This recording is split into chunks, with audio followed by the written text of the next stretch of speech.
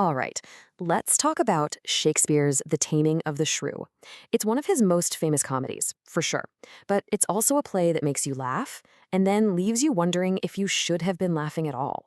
And that's really the heart of the issue, isn't it? For a modern audience, this play can feel, well, it can feel really uncomfortable, sometimes even straight up cruel. So it leaves you with this huge question. What are we supposed to do with this story today? So, to guide us here, let's imagine Shakespeare himself giving us a little advice. He's asking us not just to focus on the jokes, but to listen for what all that laughter might be trying to cover up. It's the perfect way to start peeling back the layers. Okay, let's dive right in.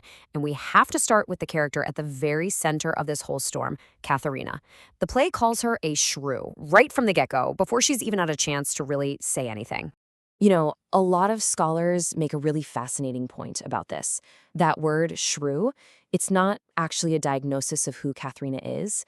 It's a social tool. It's a containment strategy. It's a way of saying, oh, she's just crazy.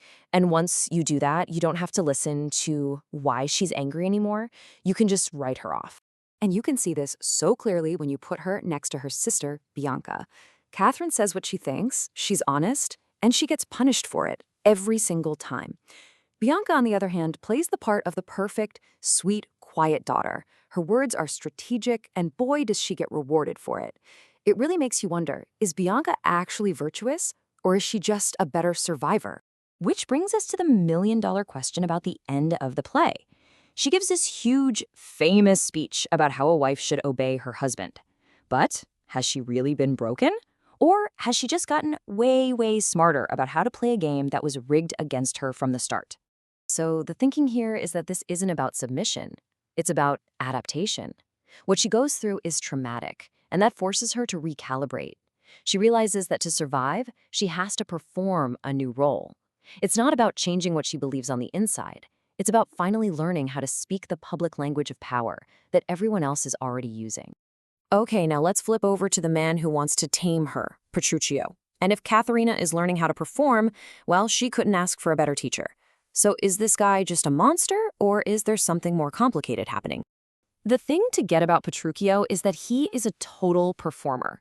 He shows up in town and basically announces, I'm here for a rich wife. And he treats the whole taming of Katharina like it's his one-man show.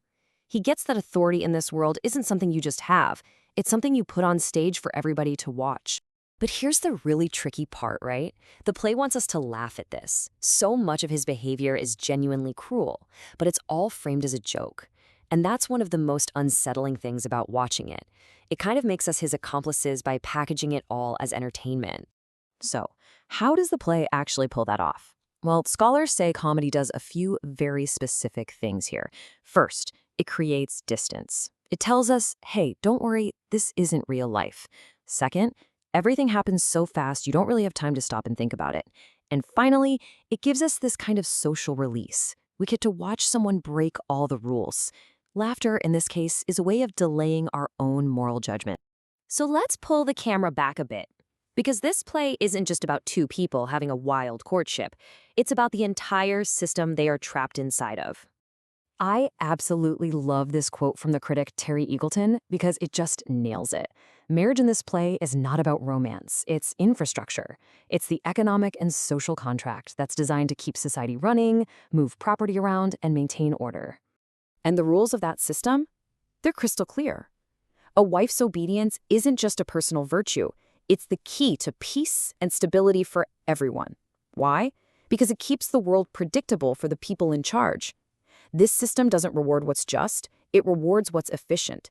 And power isn't about being free, it's just about being able to survive. So what this all boils down to is this. In the world of this play, being your authentic self gets you punished. But putting on a good performance, that's how you win. Just about every single character has to put on a mask to get what they want. So after all of that, we're left with the biggest, most complicated question of all. Is Shakespeare actually endorsing this really cynical system, or is he quietly holding it up so we can see how messed up it is? And this is where you can feel the play pulling in two different directions at once. On the surface, it follows all the rules of a comedy. Order is restored, everybody gets married, the system wins. But the feeling underneath it all is just deeply unsettling. You feel like something true has been lost, and that feeling of discomfort sticks with you long after the final curtain. And that, right there, is the genius of the play. Shakespeare gives the audience the happy ending that comedy demands, but he packs it with so much weirdness and ambiguity that he completely shatters our confidence in what we've just been clapping for. He makes us second-guess the very order we're supposed to be celebrating. And that brings us right back to our imagined Shakespeare. The play doesn't give us any easy answers. It doesn't tell us what to think. It just shows us a system working with a kind of terrifying perfection.